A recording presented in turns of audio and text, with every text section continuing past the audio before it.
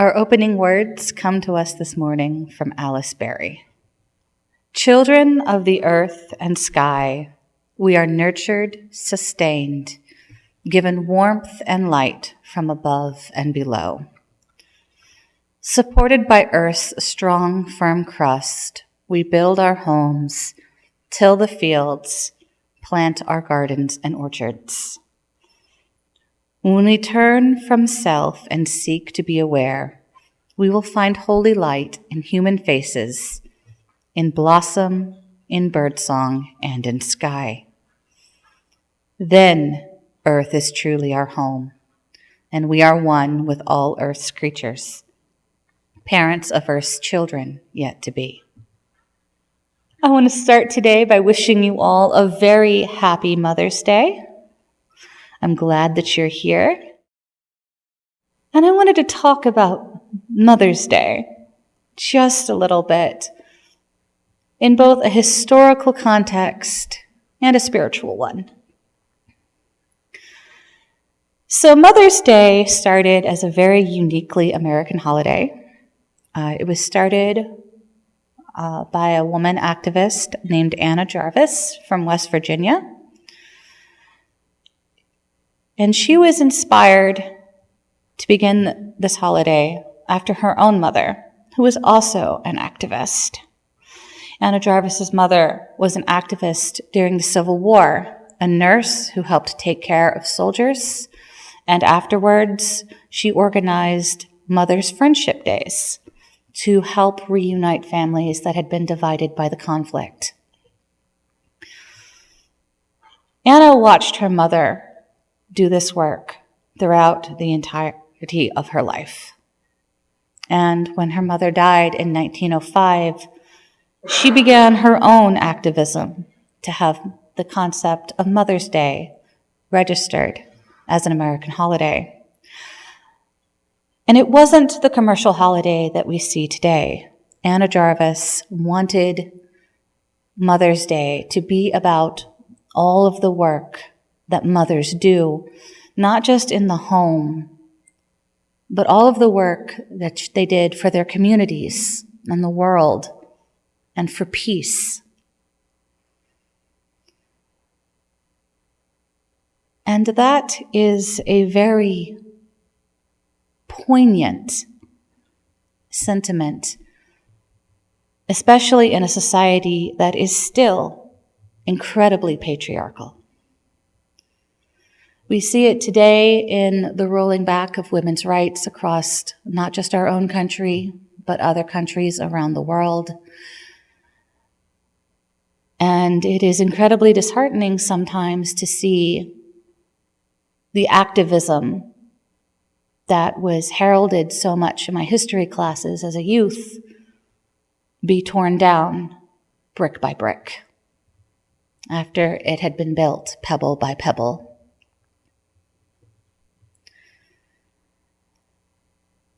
And it brings me to the concept of the earth again. My title today was Mother Earth Musings on Mother's Day. And the complete inequality of spiritualism in America and how far tilted the fulcrum is towards the masculine. We are all familiar with the concept of God. We see him depicted all too often as that old white man in a beard hanging up in the sky. And so many people forget or just never knew in the first place that the very beginnings of human spirituality did not focus on God the Father. In some of the oldest religions in the world, the divine is feminine. The divine is a mother. The concept of Mother Earth spans the globe. You can see it in the concept of the goddess Gaia, You can see it in South America with the Mayan goddess of Coatlicue. You can see it in India with Shakti and Kali. You can see it, if you look, in ancient cultures all over the world. And the concept of the divine feminine that we've lost, hurts us more than we know, not just spiritually, but physically. When you get into modern, extremely patriarchal interpretations of religion, with, the concept of Eve as the first sin, and that being the excuse for the domination of women throughout all of the Christian diaspora, including entirely too much of our own country, you get this kind of spiritual justification for the abuse on women, the abuse on mothers, the abuse on daughters, the abuse on sisters, our mothers, our daughters, our sisters.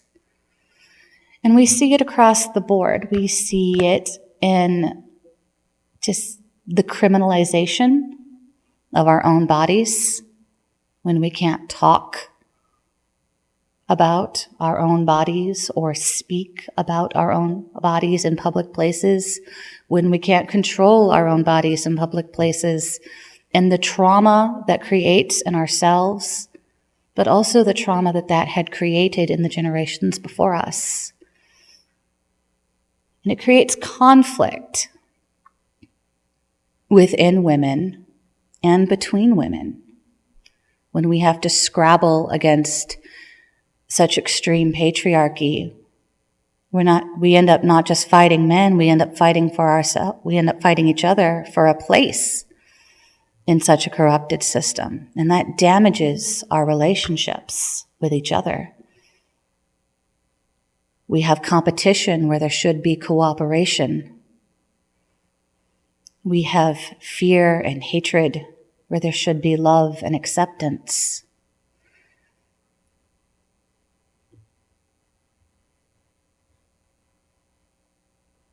So I am going to try to keep this short today.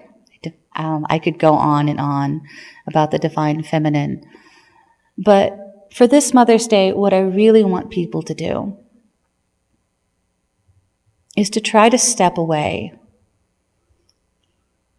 from the familiarity of the patriarchy that we have been boiled in our entire lives, and to go out into the garden today, barefoot, in honor of a fallen brother, but also barefoot to touch our mother once again, to feel that nurturing green life, because the mothers that carried us in our wombs carry that same spiritual power of the earth who carries all of us.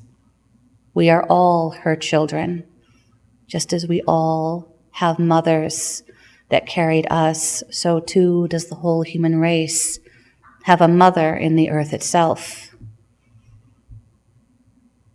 So go out today with an open mind towards loving your mother. Your mother, the human, flawed and traumatized as she probably is, by having the joy and trials and tribulations of growing up in this society that has been so poised and poisoned against her. But also your mother, the earth. Because there's a mental shift that happens when you shed that patriarchy, when you reach for mother, both physical and divine.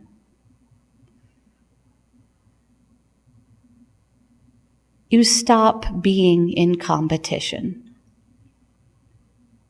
and you start the nurturing again. The rat race falls away to the concept of growing things together. Love blooming like flowers, as they should in a garden.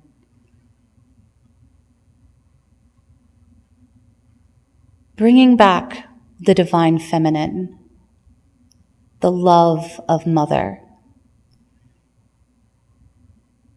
It brings back more than just women's rights. It brings back more than the idea that women are indeed half of the planet, that we make up half of the human race, and should in fact have control over our own minds, bodies, and destinies.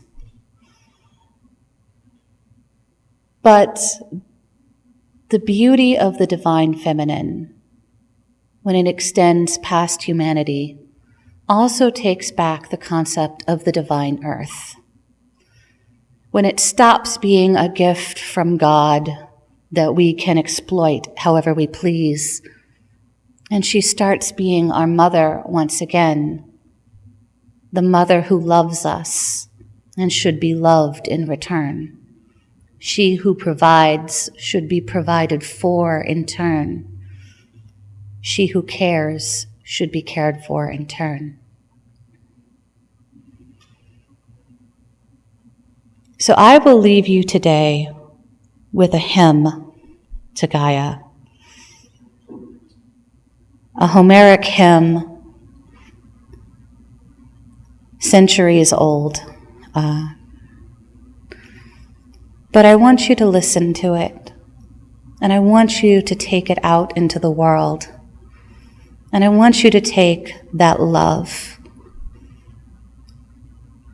for mothers, for your own mothers, and for the mother of all of us. And I want you to let that love sink into your very bones. For dust to dust, we are born of the earth, and we will return to the earth. We never truly leave her, no matter how distant it might feel at times. So take that love with you tonight, today.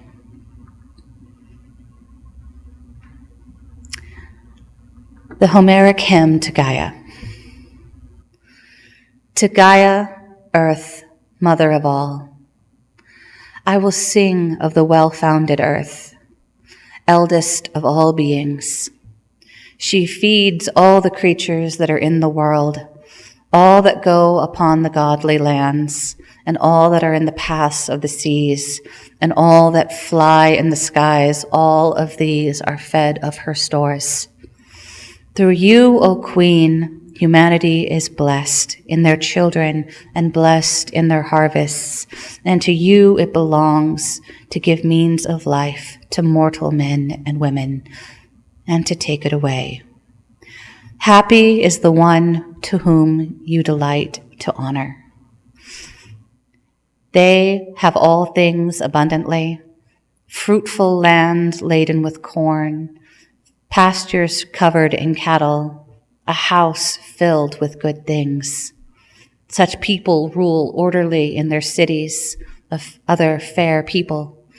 Their sons exult with ever-fresh delight. Their daughters in the flower-laden bands play and skip merrily over the soft blossoms of the field. Thus it is with those whom you honor, O holy goddess, bountiful spirit. Hail, mother of the gods, wife of the starry Uranus, freely bestow upon me, for this my song, substance that cheers my heart. Go today with love. Go today with nurturing. Go today with the spirit of your mother in your hearts and under your feet and in your arms. Thank you. Our closing words come from Marjorie Lemming. Let us go forth into the world through a door of hope for the future, remembering these words of Martin Luther. Even if I knew that tomorrow the world would go to pieces, I would still plant my apple tree.